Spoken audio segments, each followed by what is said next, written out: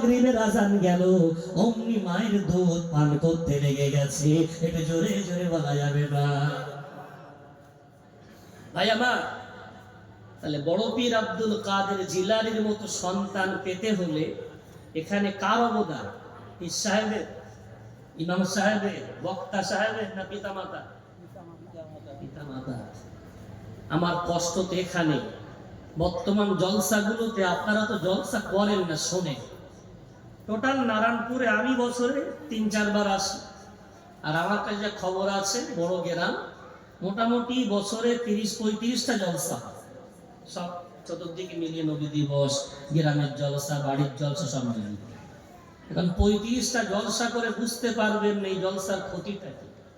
আমরা যখন মঞ্চে উঠি আমাদের ওস্তাদরা শিখিয়েছেন, তোমরা সামনের শ্রোতাদেরকে শ্রেণী বিশেষ মর্যাদা দেবে। আমরা বলি আমাদের সামনে বসে থাকা বয়স্ক বাবাজিরা, সমবয়সী ভাই ও বন্ধুরা, পর্দার আড়ালের মা ও বোনেরা, আর একটা কথা বলা হয় স্নেহের সন্তানেরা। এই স্নেহের সন্তানেরা রিসেন্ট আর আমরা বলতে পারছি, ওটা বাদ দিয়ে দিয়েছি। বুঝতে পারছেন না? আমরা আমাদের সামনে ওদের আর দেখতে পাই না, আর বলি না। আমরা বলি বয়স্ক বাবাজিরা, সমবয়সী ভাই ও বন্ধুরা, পর্দার নারীরা, মা বোনেরা, এখানে এসে একটু দেখে যান কটা বাচ্চা আছে, দেখে নেন। কি বলবেন? বাচ্চা জন্মানো বন্ধ হয়ে গেছে? না।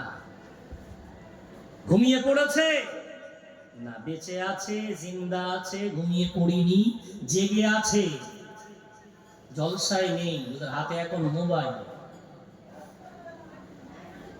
আপনি ভাবছেন আপনি মাহফিল দিয়ে কামিয়াব। বাবরি মসজিদ কিন্তু এমনি এমনি ধ্বংস হয়ে যায়নি। মালদার আদিনা জামে মসজিদ এমনি এমনি আদিনাথ বানানোর কিন্তু প্ল্যান তৈরি হয়নি। ওই মসজিদগুলো বাদশারা যখন বানিয়েছিলেন, ওখানে হাজার হাজার মুসল্লি ওই মসজিদগুলোতে নামাজ আদায় করতেন, হাজার হাজার মুসল্লি নামাজ পড়তেন। কিন্তু দুর্ভাগ্যক্রমে তারা নামাজ পড়লেও আগামী প্রজন্মকে নামাজি বানিয়ে যায়নি, যার জন্য নামাজি হেরাস পেতে পেতে ওই মসজিদগুলো আজকে চূর্ণ বিচূর্ণ করে দেওয়া হয়েছে। প্রতিনিধি তৈরি করে যাওয়া হয়নি, পরবর্তী জেনারেশন তৈরি করে যাওয়ার ফিকির করা হয়নি। আজ জলসাগুলো এই মানুষগুলো মারা যাওয়ার পরে এইখানেই ফাংশন হবে, গানের মঞ্চ হবে, ক্রিকেট টুর্নামেন্ট হবে, ফুটবল টুর্নামেন্ট হবে। কেন? ওদের তো কোরআন হাদিস ভালো লাগে না। কে দায়ী? এই যে প্রজন্ম কোরআন হারাব, এই যে প্রজন্ম ইসলাম হারাব, এই যে প্রজন্ম শরিয়াত হারাব, এই যে প্রজন্ম শয়তানের পাগল, এর জন্য কোন সরকার দায়ী নয়, নেতা মন্ত্রী দায়ী নয়, ইমাম বক্তা দায়ী নয়, প্রত্যেক পিতামাতা আমরাই দায়ী। কারণটা হলো, একবার ভেবে দেখেন আপনার আম্মা আব্বা আর আপনার মধ্যে পার্থক্য কোথায় দাঁড়িয়ে গেছে।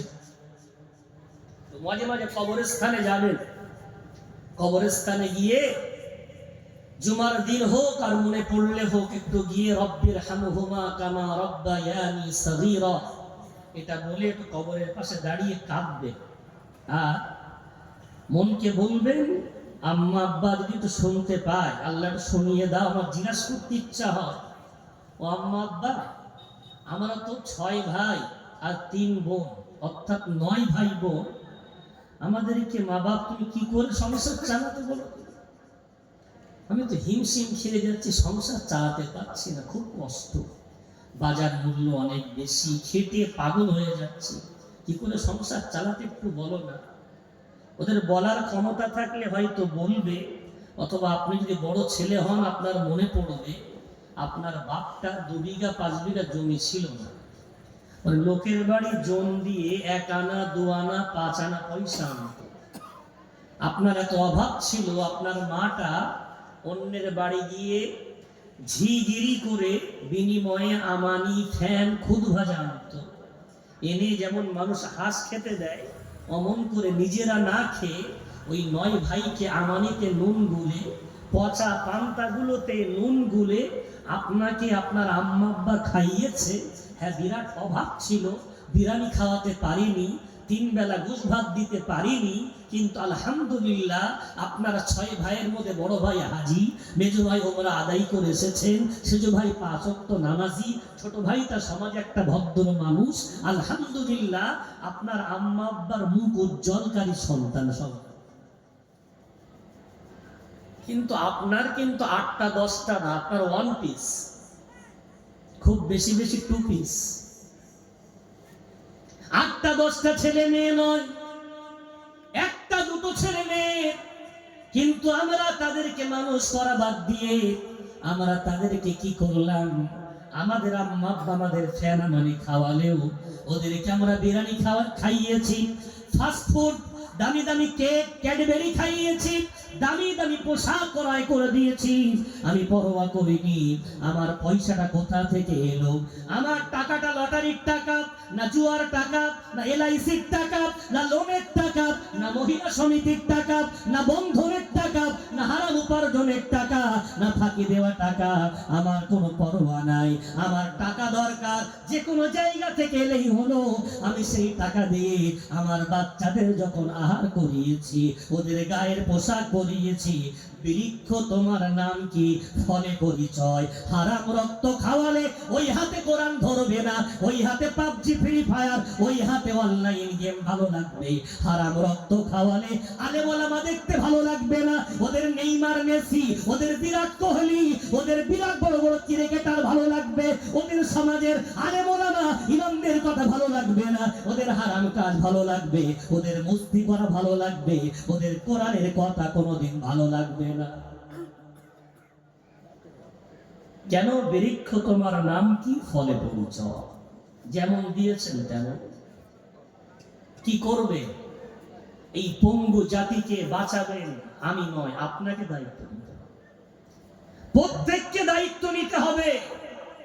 আমার এই আগামী প্রজন্মকে আমরা যদি বাঁচিয়ে না যেতে পারি, লিখে রাখেন অদূর ভবিষ্যৎ শুধু আমাদের চোখটা বন্ধ করার অপেক্ষা। আমার তো মনে হয় আগামী দিন ঘোষণা দিতে হবে, নারায়ণপুর, উত্তর পাড়া, দক্ষিণ পাড়া, পূর্ব পাড়ার বিরাট বড় মাহফিল, বাইরের বড় বড় বক্তা আসছেন, শ্রোতা হয় না। প্রতি বছর আমরা লজ্জায় পড়ে যাচ্ছি। এই বছর যদি আপনারা বসেন, 500 করে টাকা দেব, একটা করে বিরিয়ানির প্যাকেট দেব, তবে যদি কিন্তু শ্রোতা হয়। ওই দিন আর দূরে নেই যে আপনাদের মতো মানুষগুলো চলে যাওয়ার পর আর বুঝবেন ওর কি লাভ। ওখানে জিজ্ঞেস করে ঘুরে বেড়া, জিজ্ঞেস করে কি লাভ। লাভ পাবে কখন? তাবারুকে।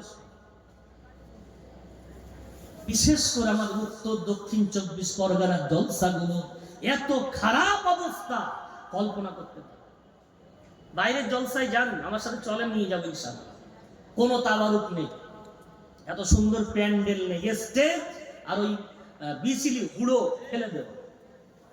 কোনো তাবারুক নেই, শ্রোতা জায়গা দেওয়া নেই, কোনো দোকানপাট বসে। জলসা তো জলসা, বাইরে আলেমরা আসছে, গাড়ি নেই, টোটো নেই, ট্র্যাক্টরে করে লোক আসছে, শ্রোতা ট্র্যাক্টরে। বিশ্বাস কর ভাই আমার, যদি মনে করি আগামী প্রজন্মকে বাঁচাতে হবে, যদি মনে করেন এদের গর্ব থেকে আবার বড় পীর আব্দুল কাদের জিলানী আর হবে না, তবে নামাজি সন্তান জন্ম নিক, নেককার সন্তান জন্ম নিক, তবে এদেরকে অবশ্যই এই হারাম মস্তি ভরা জিন্দেগি থেকে টেনে এনে এই জায়েজ রাস্তায় বসাতে হবে। এ দায়িত্ব আপনার। ভাই আমার, বাবজি আমার, রব্বুল আলামিন তার পাক কোরআন আমাদের কাছে এই জন্য নাজিল করিনি তারাবিতে শুধু শুনবো, ইমাম সাহেবকে চাঁদা দেব, দায়িত্ব শেষ। মাইয়েত মারা গেলে মাতার কাছে পড়বে, দায়িত্ব শেষ। রব্বুল আলামিন এই কোরআন কেন নাজিল করলেন? পারা নাম্বার 2, পৃষ্ঠা নম্বর 7, সূরার নাম সূরা বাকারায় আল্লাহ বললেন, শাহরু রমাদানাল্লাযী উনজিলা ফীহিল কুরআনু হুদাল লিন-নাস। রমজান মাসে আমি আল্লাহ কোরআন নাযিল করলাম এই জন্য, এই কোরআন হবে মানব জাতির পথের দিশারি। জোরে জোরে বলা যাবে না। কোরআন রাস্তা বলবে। কোরআন কি রাস্তা বলছে? কোরআন রাস্তা বলছে আদর্শ সমাজ গঠন করতে গেলে আমাদের কি দায়িত্ব, কোরআন বলছে। পারা নম্বর 6, পৃষ্ঠা নম্বর 5, সূরার নাম সূরাতুল মাইদার মধ্যে আল্লাহ বলেন, وتعاونوا على البر والتقوى ولا تعاونوا على الإثم والعدوان ও মুমিন মুসলমান বান্দা বান্দীরা আমি আল্লাহ তোমাদেরকে সমাজ গঠন করার সুন্দর একটা প্রসেস সুন্দর একটা পদ্ধতি আমি আল্লাহ বলে দিলাম সেটা হলো তোমাদের সামনে হলো দুটো রাস্তা নম্বর এক একটা করণীয় একটা হলো বর্জনীয় একটা করবে একটা ছাড়বে কি করবে আল্লাহ বলছেন তোমরা একে অপরকে সহযোগিতা করো সাহায্য করো মদদ করো বিল আলাল বিররি ওয়াত তাকওয়া নেকির কাজে এবং তাকওয়ার কাজে বলবেন কিসের কাজে সাহায্য নেকির কাজে আর তাকওয়ার কাজে সাহায্য এটা হলো তোমাদের করণীয় বর্জনীয় কি করবে না কোনটা আল্লাহ বলছে ওয়ালা তাআওয়ানু আলাল ইসমি ওয়াল উদওয়ান খবরদার গুনার কাজে জুলুমের কাজে সীমা লঙ্ঘন করা কাজে কেউ যেন কোনোদিন কাউকে সাহায্য করো না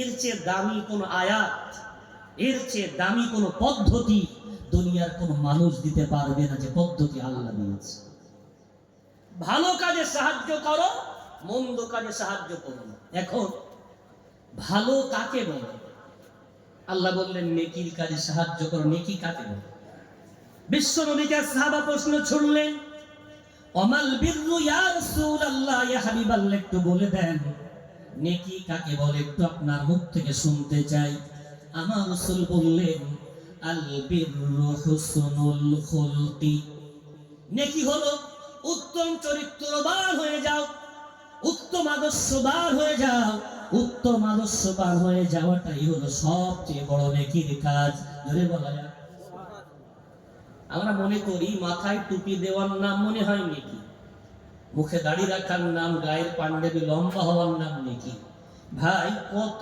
এমন দাড়িওয়ালা আছে পাশ কাটিয়ে গেলে মানুষ গালি দেয় বলে ওর কথা বলছি বাদ দে তোর কথা আছে না নেই রাসূল কারীম কত সুন্দর সিলেবাস দিলেন দেখেন রাসূল বললেন নামাজ রোজা হজ যাকাত নেকির কাজ পরে সবচেয়ে বড় নেকির কাজ উত্তম চরিত্রবান হয়ে যাও উত্তম চরিত্রবান হয়ে যাওয়াটা সবচেয়ে বড় নেকির কাজ এখন উত্তম চরিত্রবান হতে গেলে কি লাগে বিশ্বনবীর একটা হাদিসের সারার্থ এমন আদ-দীনু ওয়ান-নাসিহা আমার রাসূল বললেন ধর্মের নাম হলো কল্যাণ কামনা করা কার সাথে কল্যাণ কামনা করা লাগবে রাসূল বললেন লিল্লাহি ওয়া লিরাসূলিহি ওয়া লিআইম্মাতিল মুসলিমিন ওয়া আম্মাতিহিম যেটাকে উত্তর প্রদেশের আল্লাহর এক বড় ওলি নাম তার কারি তাইয়্যিব রাহমাতুল্লাহ আলাইহি উনি তার কোন এক কিতাবের মধ্যে লিখেছেন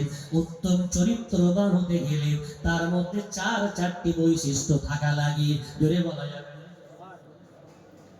চারটি বৈশিষ্ট্য একটু যদি অন্তরে গেঁথে নিতে পারি আল্লাহ আমাকে প্রথম তৌফিক দেন আর যারা শুনছেন আমার ভাই বন্ধু বাবাজিরা মা বোনের আল্লাহ তাদেরকেও তৌফিক দেন একবার জোরে বলেন আল্লাহুম্মা আমিন এই চারটি গুণ থাকলে সে শ্রেষ্ঠ চরিত্রবান নম্বর 1 মনকে সর্বদাই বলতে হবে আমি আমার দ্বারায় আল্লাহকে আমি কষ্ট দেব না জোরে বলেন সুবহানাল্লাহ নাম্বার 2 আমি আমার দ্বারায় জ্ঞানত আমার নবীকে কষ্ট দেব না জোরে বলেন সুবহানাল্লাহ নাম্বার 3 আমি আমার দ্বারায় আল্লাহর কোন বান্দাকে কষ্ট দেব না নাম্বার 4 আমি আমার দ্বারায় আল্লাহর কোন সৃষ্টি জীবকে কষ্ট দেব না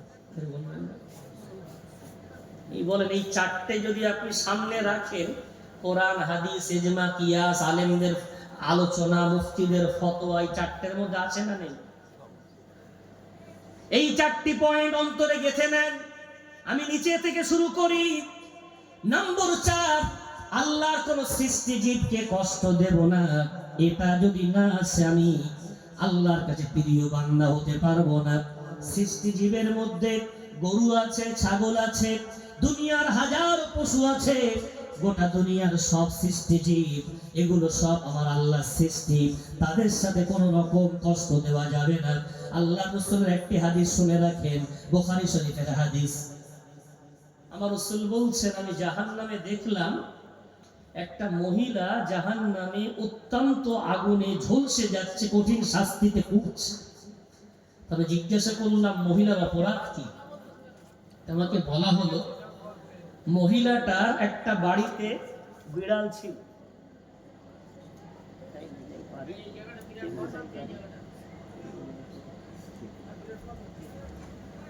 ভাই আমার, বিশ্বনবীকে বলা হলো মহিলাটার অপরাধ, তার বাড়িতে একটা পোষ্য বিড়াল ছিল। ভাই একটুখানি এখানে খুব দামি একটা পয়েন্ট, পশু এবং মানুষ পার্থক্য কি? পশুর মধ্যে আর মানুষের মধ্যে পার্থক্য হলো পশুর বিবেক নেই আর মানুষের বিবেক আছে। কথা কি বুঝতে পারছেন? এখন পশুর বিবেক নেই এটা বুঝবেন কি করে? ধরে নেন বাজার থেকে 300 টাকা করে আপেলের কিলো, বিয়ের বাড়ি যাবেন বলে ভালো আপেল কিনে আপনি বারান্দায় ওঠার আগে মেয়েটা দেখছেন পুকুরের দিকে যাচ্ছে, ছোট বাচ্চা, তো আপনি আপেলটা ধাপে রেখে বাচ্চাটা ধরতে গেছে, আর আপনার বাড়ির কোনো গরু বা ছাগল এই আপেলটা দেখে মুখ দিয়েছে। আর দিয়েছে মানে ওর তো বিবেক বুদ্ধি নেই। একসাথে আপনি যে বিয়ের বাড়ি যাবেন একটু আলাদা করে খাবে তা না, মুখ দিয়ে তো 4-5টায় মুখ দিয়ে দাঁত বসিয়ে দিয়েছে। আপনার মেজাজ গেছে গরম হয়ে, খুব মারলেন, মেরে ওর মুখ থেকে কেড়ে নিয়ে আপনি আপেলটাকে আর একটু সরিয়ে রেখে বাচ্চাটাকে এবার ধরতে যাচ্ছেন। এই যে আপেল খাওয়ার জন্য মেরেছেন গরুটা, আর ও তো বুঝে ফেলেছে, এবার যদি আপেলটা একটু দূরে রাখেন ও দেখতে পায়, তো যাবে না। কি বলে? যাবে? যাবে না? একদম যাবে। কেন? ওর এই বিবেকটা যদি থাকতো কে গরু বলতো না, ওর এই বিবেকটা থাকলো কে ছাগল বলতো না, পশু বলতো না। ওকে মার খাওয়ার পরেও ও আবার মুখ দেবে, ওর জানা নেই যে ওই জন্য মারটা খেয়েছে। কিন্তু একটা মানুষ আপনার বাড়িতে দাওয়াত করে মারতে হবে না, শুধু এতটুকু বলেন, এই তুই আমার বাড়ি খেতে এসে খাওয়া হয় না, বলেন দিন। জীবনে কোনোদিন আপনার ভিটার পা দেয়? কেন? সেন্টিমেন্ট আছে, বিবেক আছে। মানুষকে মারতে হয় না, বিবেক আঘাত করলে ও চিরশত্রু তৈরি হয়ে যায়। ওই মহিলাটা, ওর বাড়ির একটা পোষ্য বিড়াল, ও ভুলে গিয়েছিল মানুষ আর ও হলো পশু। পশু ভুল করবেই স্বাভাবিক। ওই বিড়ালটা কোনো একটু ভুল করার কারণে, ওর কোনো খাদ্য দ্রব্যে মুখ দেওয়ার কারণে ও মেজাজ হারিয়ে ফেলে বিড়ালটাকে দূরে ফেলে দিতে পারতো, কোথাও ছেড়ে দিয়ে আসতে পারতো, কিন্তু তা না করে ওই বিড়ালের গলায় দড়ি দিয়ে কোনো ঘরে বেঁধে রেখেছিল। বিড়ালটা তার নিজের ভাষায় ম্যাও ম্যাও করে মুনিবের কাছে কত ক্ষমা চেয়েছে, কিন্তু মহিলাটা ওর ডাকেও সাড়া দেয়নি। ঘরের দরজা বন্ধ করে খেতেও দেয়নি, পান করতে দেয়নি। ওই গলায় দড়ি দিয়ে প্রাণীটা মারা গেছে। ওর ডাকটা দুনিয়ার মুনিব না শুনলেও তার স্রষ্টা অবশ্যই তার ডাকটা শুনেছে। আমার রাসূলকে বলা হলো ওই বিড়ালটাকে মেরে ফেলার জন্য আমার আল্লাহ ওই নারীটাকে সারা জীবনের মতো জাহান্নামী কঠিন জাহান্নামী বানিয়েছে। জোরে বলি নাউজুবিল্লাহ। এটা বিড়ালের সাথে খারাপ আচরণ করেছে, তাই সারা জীবনের জন্য জাহান্নাম। কি মনে কর ইসলাম খেলা করা জিনিস? ইসলাম পূর্ণ জীবন ব্যবস্থা না। আবার আমার রাসূল ওই বুখারীর হাদিসে বললেন, সমাজের একটা অসভ্য নারী, একজন ব্যভিচারী নারী জিনা করে বেড়ায়, ওটাই ওর পেশা। ও একদিন মরুভূমি দিয়ে হেঁটে হেঁটে যায়, হঠাৎ দেখতে পায় একটা কুকুর পানির পিপাসায় জিভটা বার করে মাটি চাটে, পানি পায় না। ওই অসভ্য নারীটার অন্তরে দয়া চলে আসে। কুয়ার পাশে গিয়ে কুয়ায় নামতে ভয় পায়, তবু নামে। প্রাণীটার কষ্ট দেখে থাকতে পারে না, কুয়ায় নেমে নিজের পায়ের চামড়ার মোজাটা খুলে সেটাতে পানি ভরে। কোনো পাত্র নেই, নিজের মোজায় পানি ভরেছে। মোজাটা নিজের মুখ দিয়ে ধরে উপরে এসে ওই কুকুরটাকে এমন করে পানি পান করিয়েছে। ওই দৃশ্যটা কোনো ভিডিও ডাউনলোড হয়নি, ওই দৃশ্যটা কোথাও সুন্দর করে লাইভ করা হয়নি, কিন্তু দৃশ্যটা আমার আল্লাহ দেখে নিয়ে বুখারী শরীফের হাদিসে রাসূল বলছেন ওই নারীটার জীবনের সব গুনাহগুলো মাফ করে দিয়ে আমার আল্লাহ ওই নারীটাকে জান্নাতি বানিয়ে দিয়েছে। এটা জোরে জোরে বলা যাবে। দেখেছেন? নেককার হওয়ার জন্য রাসূল কি বললেন? উত্তম চরিত্রবান হও। আর উত্তম চরিত্রবান হতে গেলে 4টা জিনিস লাগবে। তার মধ্যে 4 নাম্বার, আল্লাহর কোন সৃষ্টিকে কষ্ট দেওয়া যাবে না। কেন? আল খালকু আয়ালুল্লাহ, ওটা সৃষ্টি হলো আল্লাহর পরিবার। একটু যদি বলা যায়, আপনার পরিবারের পোতার ছেলেটা, আল্লাহ আপনার হায়াত দারাজ করেছে, পোতার ছেলে, তাকে যদি কেউ মারে তো আপনার কষ্ট হবে না? বংশের রক্তের টান, আপনার মাথা খারাপ হয়ে যায়। আমার পরিবারের ছেলে গায়ে হাত দেয়, গোটা মখলুক আল্লাহর পরিবার। এখনো 3টে জিনিস বাকি।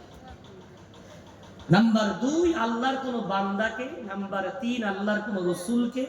নাম্বার 1, যে আল্লাহকে কষ্ট দেব না। 3টে পয়েন্ট বলার দরকার আছে, শুনবেন আপনারা? আমার বলতে ইচ্ছা হচ্ছে, কিন্তু আমার মসজিদের স্বনামধন্য ইমাম সাহেব, আজকের জলসার সভাপতি সাহেব আমাকে অনুরোধ জানিয়ে ফেলেছে। এই পরিবেশ আমি পারিও না, তারপরে একটু অনুরোধ। ঘড়ির কাটা 12টা ছুঁই ছুঁই, 12:30 পর্যন্ত আমার সময়। যদি আপনারা একটু সহযোগিতা করে তো আমারও আলোচনাটা করতে সুবিধা হবে। আমি মিনিট 5-7-এর জন্য একটু বিরতি টানছি, এখানে আবার ফিরে আসবো। 3টে পয়েন্ট ইনশাআল্লাহ বলবো। একটুখানি যদি মসজিদের উন্নতি কল্পে আপনাদের কাছে থাকলে 500, 1000, 2000 নগদে দিতে পারেন। কাছে নেই, আগামীতে দেওয়ার জন্য একটু নিয়ত করতে পারেন। খোদার ঘরে দিলে কমবে না, বরং খোদার ঘরে দেওয়া মাত্রই আপনার জন্য, আমার আল্লাহ রাসূলের হাদিস, জান্নাতে আল্লাহ একটা কক্ষ নির্মাণ করে দেবে। একটু জোরে বলা যাবে না? আপনার মনে হতে পারে হাদিসটা শুনে, মান বানা লিল্লাহি মাসজিদান বানাল্লাহু লাহু বাইতান ফিল জান্নাহ। দুনিয়ায় বান্দা যদি খোদার ঘর বানায়, আল্লাহ তার জন্য জান্নাতে তাকে কক্ষ বানিয়ে দেয়। এখন মনে হতে পারে আমরা সবাই মিলে মসজিদ বানাচ্ছি, তাহলে আমাদের সবার পয়সা দিয়ে আল্লাহ কতটুকু ঘর দেন? এটা বোঝার জন্য একটা ছোট্ট মিসাল, দৃষ্টান্ত মাথায় রাখেন। হাদিসে আছে, বান্দা 3.5 হাত কবরে যাওয়ার পরে যদি নেককার হয়, ওর কবরটাকে আল্লাহ যতদূর দৃষ্টি যায় অতদূর প্রশস্ত করে দেবে। এখানে হাদিসটা শুনে অনেকে প্রশ্ন ছুড়েছেন, হুজুর কি করে সম্ভব? 3.5 হাত কবর, আর যদি যতদূর দৃষ্টি যায় অতদূর প্রশস্ত হয়, পাশের কবরগুলো সব কোথায় যায়? এটা বোঝার জন্য একটু ভেবে নেন। আল্লাহ হলেন স্রষ্টা, আর আমরা হলাম সৃষ্টি। স্রষ্টার ক্ষমতা বেশি না সৃষ্টির ক্ষমতা বেশি? স্রষ্টা। এখন সৃষ্টি একটা মেমোরি কার্ড তৈরি করেছে, 1/2 ইঞ্চি মেমোরি কার্ড। 1/2 ইঞ্চি মেমোরি কার্ডে আমার মতো আব্দুল কাইমের বক্তব্য 1-2 না, 500 মতো আমার মতো বক্তা ওতে বসে, একটুখানি মেমোরি কার্ডে 6 ফুটের একটা বক্তা ঢুকে গেল। কি বোঝা যাচ্ছে? কথা বুঝছেন?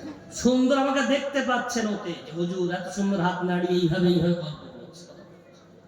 আমার মতো বক্তা যে 1/2 ইঞ্চি মেমোরিতে ঢুকতে পারে, এটা সৃষ্টি করতে সৃষ্টি।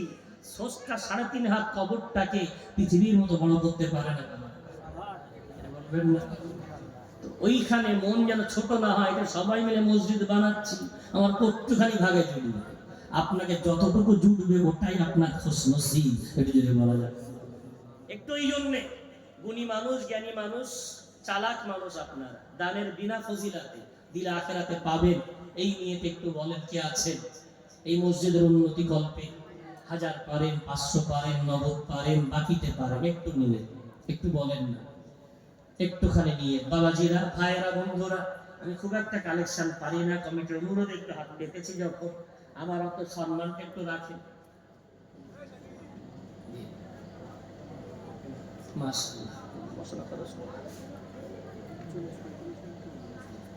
জি, পাথর কেনা হয়েছে, মসজিদে পাথর বসানো হবে, লক্ষাধিক টাকার পাথর, মিস্ত্রি খরচ আবার প্রায় 50,000 টাকা মতো। যদি আপনারা একটু হেল্প করেন, আমি জানি আজকে সব উঠে আসবে তা নয়, সারা জীবন দিতে হবে। আমাদের গর্ব, আলহামদুলিল্লাহ, আমরা মুসলমান জাতি, আমরা কোনো সরকারি অনুদান পাই না। ওসব যা দেয় উচ্ছিষ্ট বলা হয়, যেমন গোশ খেয়ে হাড় ফেলে দেওয়ার মতো, এমন আমরা পাই। কিন্তু তারপরেও আমাদের মসজিদ, আমাদের মাদ্রাসা, আমাদের খানকা, আমাদের ঈদগাহ, আমাদের হালাল পয়সায় সুন্দর সেজে উঠেছে, এতে কোনো কারোর কোনো অবদান নেই যদি বলা যাবে। এটা আমাদের গর্ব, আলহামদুলিল্লাহ। সুতরাং এই দিতে হবে। বলে কে পারবে? মাশাআল্লাহ, আমার বাবাজি ইউনুস বাবাজি আমার হাত তুলেছেন, 500 টাকা দেবেন। তাকবীর হবে না? নারায়ে তাকবীর, আল্লাহু আকবার। জোরে বলেন না, নারায়ে তাকবীর, আল্লাহু আকবার। রব্বুল আলামিন তোমার বান্দা ইউনুস, যাকে তুমি দোয়া শিখিয়েছিলে, লা ইলাহা ইল্লা আনতা সুবহানাকা ইন্নী কুনতু মিনাজ জালিমিন, রব্বুল আলামিন তোমার সেই নবী ইউনুস নবীর সাথে নাম নিয়ে আজকে দাতার প্রথম দাতা হাত তুলে দিয়েছে। আল্লাহ দানটা কবুল করে নাও, হায়াত দারাজ করে দাও, শরীরটা সুস্থ রেখে দাও রব্বুল আলামিন।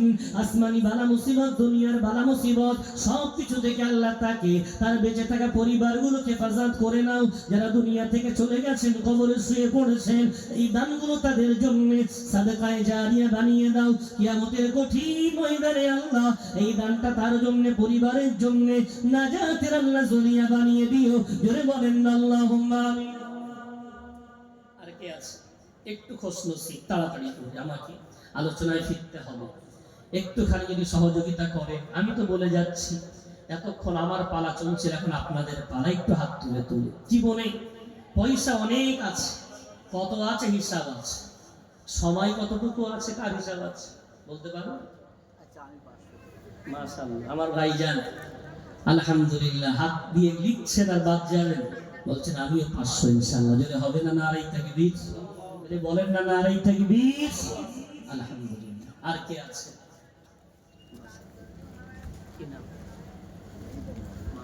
মেহের আলী মন্ডল, নগদ 500 টাকা। যদি হবে একটু নারায়ে তাকবীর। রব্বুল আলামিন বান্দাদের দানগুলো কবুল করে নাও আল্লাহ, হায়াতগুলো দারাজ করে দাও আল্লাহ, শরীরগুলো সুস্থ রেখে দাও, আয়ুন্নতিতে বরকত দাও, ব্যবসা বাণিজ্যে তারাক্কি প্রদান করে দাও। মায়ের মুরব্বী যারা গর্ভবাসী হয়ে গেছে আল্লাহ, কবরগুলো জান্নাতের ফুল বাগিচা বানিয়ে দাও। প্রত্যেক দাতাকে আল্লাহ কিয়ামতের কঠিন ময়দানে এই দানগুলো নাজাতের জরিয়া বানিয়ে আল্লাহ জান্নাতের মধ্যে সুন্দর সুন্দর কক্ষ আল্লাহ তাদের জন্য আল্লাহ তুমি নির্মাণ করে দিয়ে তাদেরকে জান্নাতি হওয়ার মতো তৌফিক প্রদান করে দাও। জোরে বলেন আল্লাহুম্মা আমিন। বলে ফারুক 500 টাকা। মাশাআল্লাহ, ফারুক ভাই আমার হক বাতিলের মাঝে পৃথককারী ভাই আমার, ওমরে ফারুকের মতো সিফাত নিয়ে হাত তুলে দিয়েছেন। 500 টাকা দেবেন। আল্লাহ ভাইয়ের দানটা কবুল করেন, আল্লাহ হায়াত দারাজ করে, আল্লাহ শরীর সুস্থ রাখেন, আয় উন্নতিতে বরকত দেন। আমার ছোট্ট এক বাবু মাদ্রাসায় পাঠরত, নাস্তা করা বা খাওয়ার পয়সা 50 টাকা সেটাও দিয়ে দিল। রব্বুল আলামিন স্মৃতি শক্তি বাড়িয়ে দাও আল্লাহ, মেধা শক্তি বাড়িয়ে দাও, মুখস্থ শক্তি বাড়িয়ে দাও, যুগ বরেণ্য হাক্কানি হাফেজ হাক্কানি আলেমদের তালিকাভুক্ত করে নাও। রব্বুল আলামিন আমার ফারুক ভাইয়ের দানটা কবুল করে নাও, যে আশায় দান করেছে মনের জায়েজ তামান্না কবুল করে নাও। এই দানগুলো কিয়ামতের দিন আল্লাহ বান্দার জন্য নাজাতের জরিয়া বানিয়ে দাও। জোরে বলেন আল্লাহুম্মা আমিন। একটুখানি ভাই আমার মা বোনেরা যারা আছেন পর্দার আড়ালে,